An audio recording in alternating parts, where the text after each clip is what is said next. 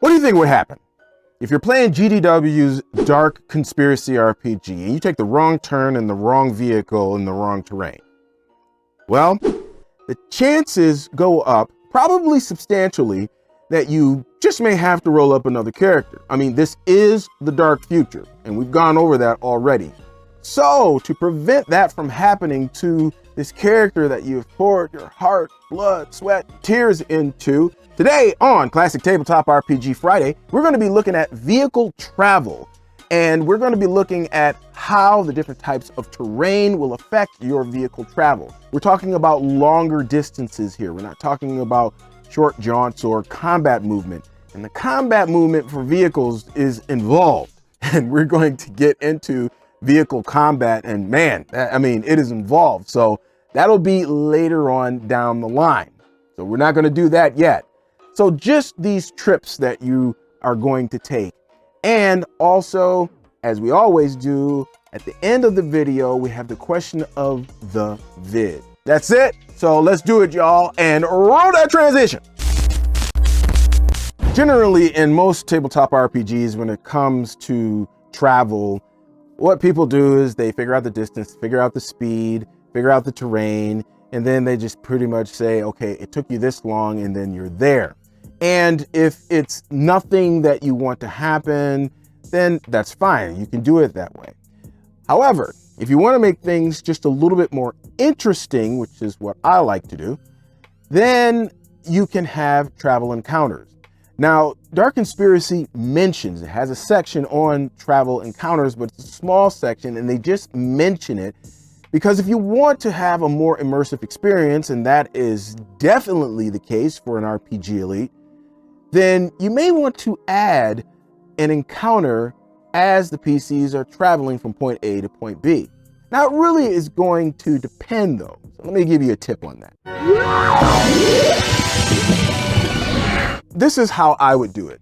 If it's a short trip, right, and you're going through territory that is not particularly dangerous, because remember, you got three different types of territory, right? You have the metroplexes, which is the urban areas.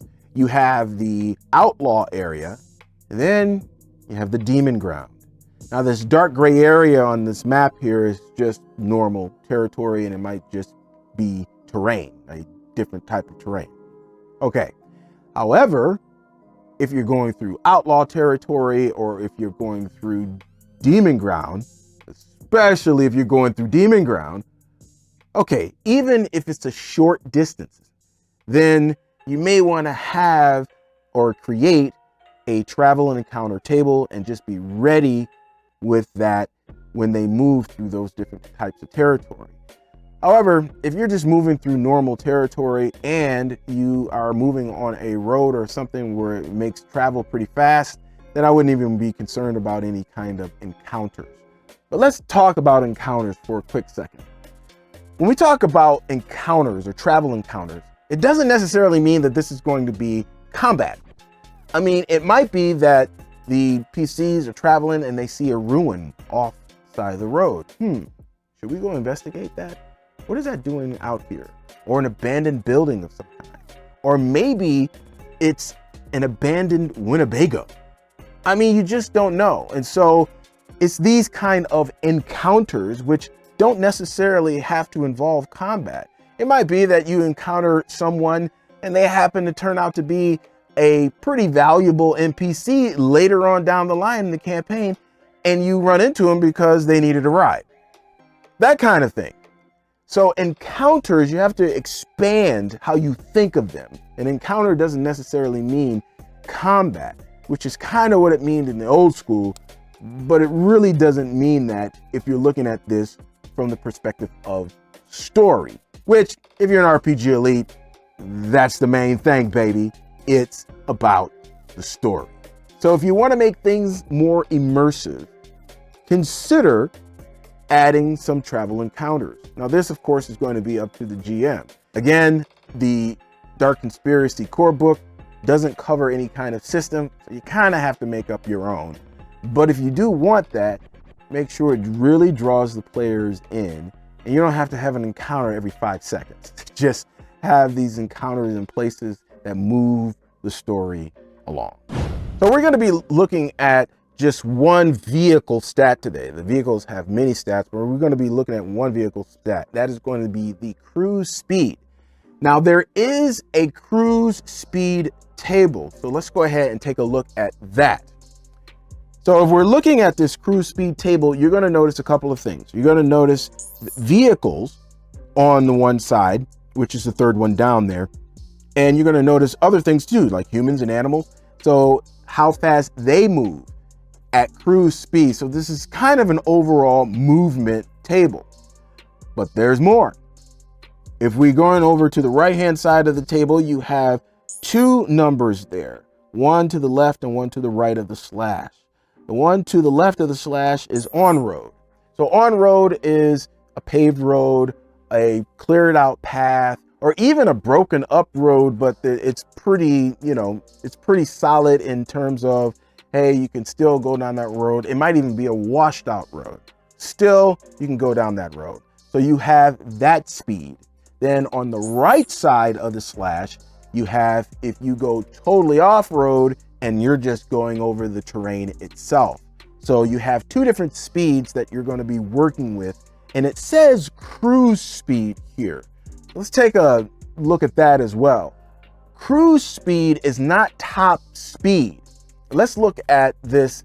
I think it's Chrysler Conestoga pickup truck, right? So let's look at this. So if we're looking at this pickup truck here, we see that its cruise speed is 90. Now this is in kilometers per hour. It is not in miles. So you're going to have to do the math to do the conversion to switch that over.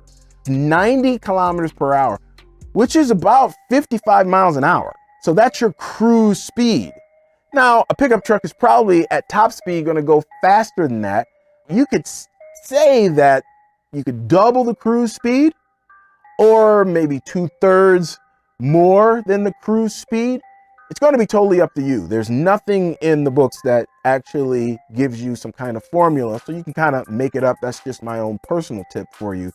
As far as top speed, cruise speed is where you can go along. It's at a pretty good clip. You can stop if you need to stop, and you won't have to make like driving rolls or anything like that. So that's what the cruise speed is. So keep that in mind. All right, so we're going to be using this Chrysler Conestoga, right? 5/4 ton pickup truck. And we've got 90 kilometers per hour at cruise speed, at your normal cruise speed. So that's, like I said, 55 miles an hour. Actually, it's closer to 56 miles an hour. And then you've got your off-road at 20 kilometers per hour, which is a little over 12 miles an hour. That's it. Okay, so we're going to be looking at the different types of terrain that you can travel in and how that affects your vehicle movement. Now, when it comes to roads, the only other thing that you can go on that's unobstructed like a road is a river. But obviously, you're going to need a boat for that. Some kind of floating device. But that's the only thing that can move through different types of terrain and be unobstructed. All right, so let's look at the different types of terrain that we have here. And we're going to look at the terrain effect table. As we can see here, they have, again, the humans, your animals, but we're going to be looking at vehicles. We're looking at the different types of terrain. We're looking at wooded terrain there. So woods is forested area and things like that. And normally you can't move through woods with a vehicle. Normally. I mean, especially if it's dense woods, and thick foliage. All right, normally you just can't move through there. However, if you find some spaces through there that you can move through, or the trees are, spaced apart pretty much, and, it's kind of clear on the ground, all right, then it's going to half your movement. But this is half of your off-road movement. All right, so if we're looking at the Conestoga pickup truck, my off-road movement is going to be 20 kilometers. It's going to be half of that, which will be 10 kilometers. Now we're talking about moving at about 6 miles an hour. It slows down quite a bit, right? So we're moving 6 miles an hour. And again, it's not your cruise speed. It is your off-road speed that it's going to take this off of. Now, if you're looking at the next one, it's swamp. Now this one is a little bit messed up because in the book, they say that movement through swamp is going to be at half speed. But on this table, it says a quarter speed. All right, so they made a little bit of a boo-boo there. And so you're going to have to make a decision. Which one is it going to be? It's going to be a quarter or it's going to be half.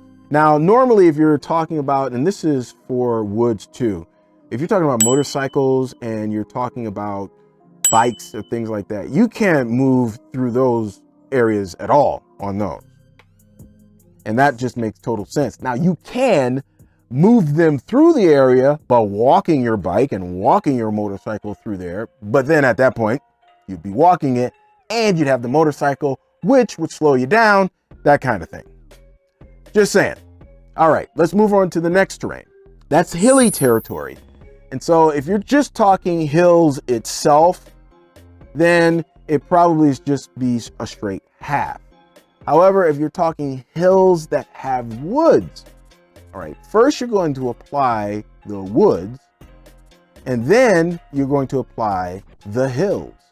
So you're going to get double whammy on that if you got wooded hills that you're moving through. It's the way that it works, y'all. I know it's not fair, but it's the way that it's going to work. All right, we're going to use the Chrysler Conestoga 5/4 ton pickup truck as my example here. So we're off-road at 20 kilometers, right? And I'm going to be doing the conversions here as we go along. So we're moving through some wooded hills. So let's do the woods first. The woods is half, right? So it's down to 10 kilometers, which is 6 miles an hour. Okay. Then we have to halve that again for the hills. And so that gets it down to 3 miles per hour. Yeah. You might be better off walking. I'm not lying. So here we go now. If we look at the terrain effects on movement table, look at this now. It says that humans move normally through woods. So they're not obstructed at all. And it's only when they get to the hills that theirs is halved. So it might be better to park the truck and walk to wherever you need to walk to, if wherever you need to walk to is in the wooded hills. That might be your best bet in that situation. Let's move on to the next terrain, which is technically not in the descriptions when it comes to terrain and vehicle travel. So we have this last one on the table here, which is mountains. Okay. When you're in a vehicle, it's at 1/6 of the off-road. So for this Conestoga, I did the math already. We're talking about 1.86 miles per hour. Again, it might be better if you walked. Maybe. It depends now. It depends. That's why you don't move through the mountains with a truck, with a pickup truck. You walk it.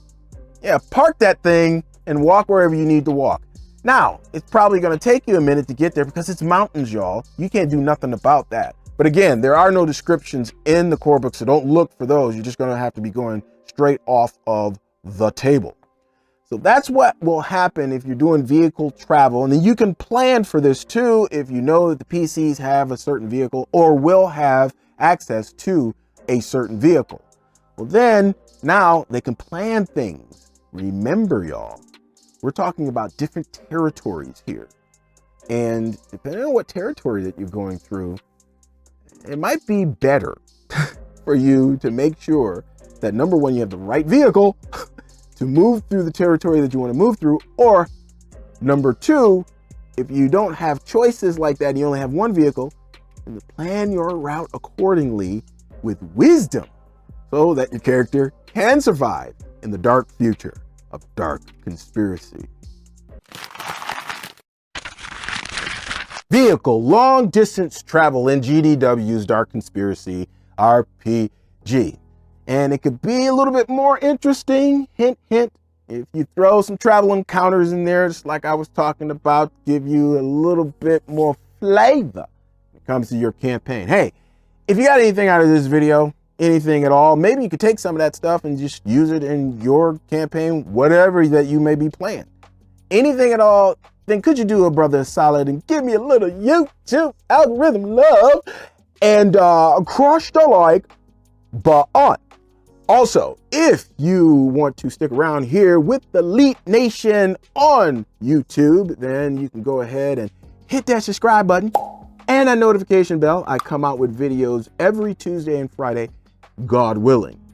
So let's slide into that question of the vid that I was talking about earlier, and it has to do with travel in your campaigns.